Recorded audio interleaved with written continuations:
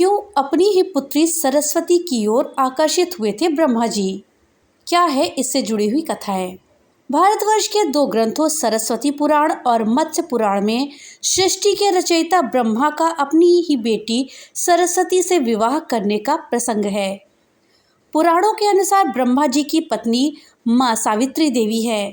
पुराणों के ही अनुसार ब्रह्मा जी ने एक और स्त्री से विवाह किया था जिनका नाम था माँ गायत्री। इतिहास के अनुसार ये गायत्री देवी राजस्थान के पुष्कर की ही रहने वाली थीं, जो कि वेद ज्ञान में पारंगत होने के कारण महान बनी जाती थी। कहा जाता है कि एक बार पुष्कर में ब्रह्मा जी को एक यज्ञ करना था और उस समय उनकी पत्नी सावित्री उनके साथ नहीं थी, तो उन्होंने गायत्री से विवाह करके यज्ञ को संपन्न किया। लेकिन बाद में जब सावित्री जी को पता चला तो उन्होंने ब्रह्मा जी को श्राप दे दिया। पुराणों में माता सरस्वती के बारे में अलग अलग मत मिलते हैं। वीडियो में आगे बढ़ने से पहले आपको बता दें कि सही जानकारी के लिए आप वीडियो में अंत तक बने रहिएगा, क्योंकि पूरी वीडियो सुनने के बाद ही आपको सही जानकारी मिलेगी और सत्य का ज्ञान होगा। तो चलिए वीडियो में आगे बढ़ते हैं। एक मान्यता के अनुसार सरस्वती जी को ब्रह्मा की पत्नी सावित्री की पुत्री माना गया है। दूसरे मत के अनुसार वो ब्रह्मा की मानस पुत्री थी। मान्यता है ब्रह्मा ने उन्हें अपने मुख से प्रकट किया था।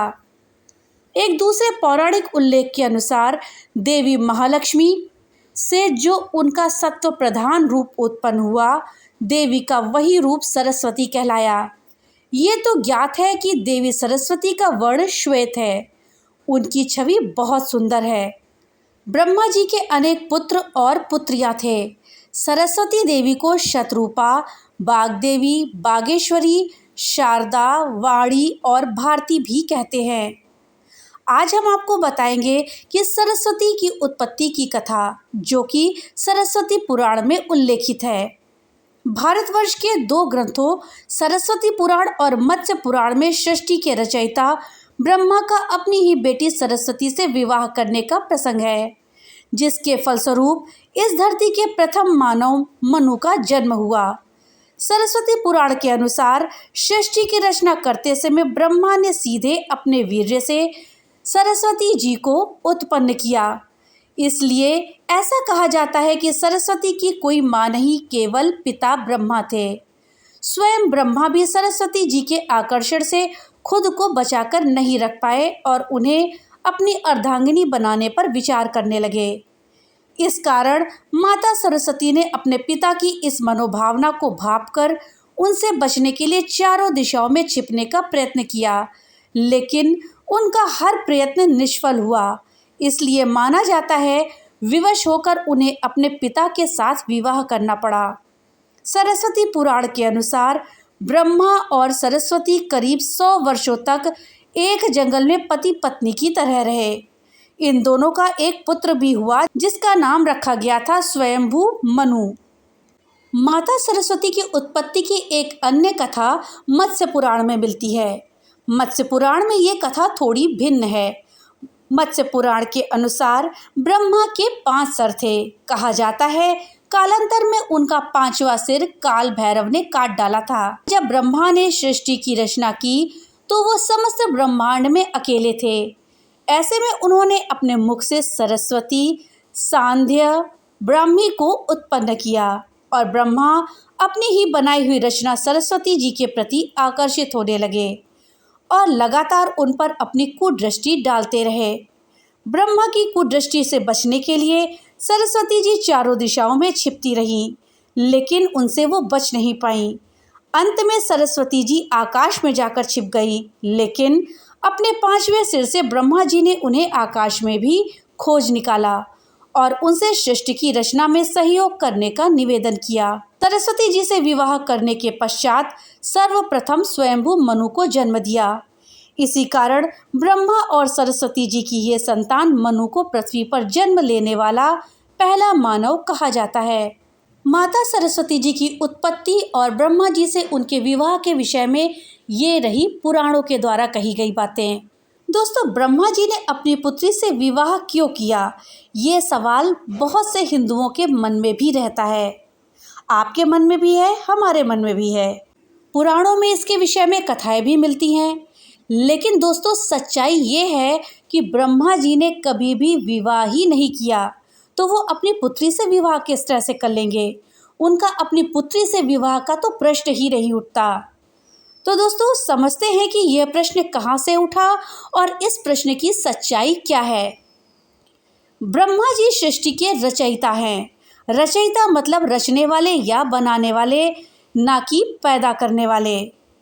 बनाने वाले और पैदा करने वाले में बहुत अंतर होता है। ब्रह्मा जी ने सृष्टि को चलाने के लिए मनु और शत्रुपा का निर्माण किया। यही मनु और शत्रुपा ने ही पृथ्वी पर मानवों का वंश आगे बढ़ाया। शत्रुपा और मनु ब्रह्मा जी का निर्माण थे, ना कि पुत्र पुत्री। बहुत से लोग जिनको सनातन धर्म का ज्ञान नहीं है, वो शत्रुपा को ही सरस्वती बोलते हैं। कहते हैं कि शत्रुपा ब्रह्मा जी की पुत्री थी। अब दूसरी बात यह है कि ब्रह्मा जी का भी कभी विवाह नहीं हुआ, तो पुत्री कहाँ से होगी? हमारे वेदों को ब्रह्मा कहा जाता है और ज्ञान को सरस्वती कहा जाता है। इसी वजह से अधिकतर ब्रह्मा जी और सरस्वती जी का नाम कई बार एक साथ ले लिया जाता है। हमारे धर्म ग्रंथों का अनुवाद संस्कृत से हिंदी में किया गया है। इसकी वजह से कई जगह लोग उनकी गलत व्याख्या कर देते हैं। जैसे अंग्रेजी भाषा में भिंडी को लेडी फिंगर कहा जाता है, तो इसका मतलब हिंदी में क्या निकला? औरत की उंगली। अब आप ही बताइए, क्या ये सही है? इसी तरह संस्कृत के हिंदी में अनुवाद के समय गलत तरीके से शब्दों की व्याख्या कर दी गई है, जो कि सालों से चली आ रही है और इसी का फायदा अधर्मी लोग उठा रहे हैं। अगर आप लोगों से कहेंगे कि किस पुराण या वेद में संस्कृत में लिखा है कि ब्रह्मा जी ने सरस्वती माता से विवाह किया, तो वो नहीं दिखा पाएंगे। कुछ लोग बोलते हैं कि सरस्वती पुराण में लिखा है कि ब्रह्मा जी ने अपनी पुत्री से विवाह किया, जबकि सच ये है कि हमारे 18 पुराणों में से सरस्वती पुराण नाम का कोई पुराण है ही नहीं। कुछ लोग बोलेंगे कि शिव पुराण और मत्स्य पुराण में लिखा है, तो आप उनसे एक प्रश्न पूछिए कि इन पुराण के संस्कृत श्लोक में लिखा क्या है, तो वो ये नहीं बता पाएंगे, क्योंकि ऐसा कहीं लिखा ही नहीं है। भारत में मुगलों के आक्रमण के बाद हमारे अधिकांश धर्म नष्ट कर दिए गए और उनकी मूल प्रतियां भी यहाँ बहुत कम मिलती हैं। अधिकतर ग्रंथों को दोबारा लिखा गया है और उसमें उल्टे सीधे तथ्य डाल दिए गए हैं।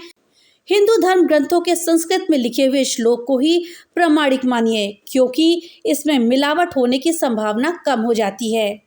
तो दोस्तों, अब अगली बार अगर आपसे कोई कहता है कि या पूछता है कि ब्रह्मा जी ने सरस्वती जी से यानी कि अपनी ही पुत्री से क्यों विवाह किया, तो आप उसको उचित उत्तर जरूर दीजिएगा। साथ ही आप उनसे पूछिएगा कि आपको किस सोर्स से ये बात पता चली है। दोस्तों, जानकारी अगर अच्छी लगी हो तो लाइक और ज़्यादा से ज़्यादा शेयर करिएगा। और हाँ, अगर चैनल पे नए आए हैं तो चैनल को सब्सक्राइब करना मत भूलिएगा और अपने विचार हमें कमेंट बॉक्स में लिख करके ज़रूर बताइएगा। तो मिलते हैं अगली नई वीडियो के साथ, तब तक के लिए राधे राधे।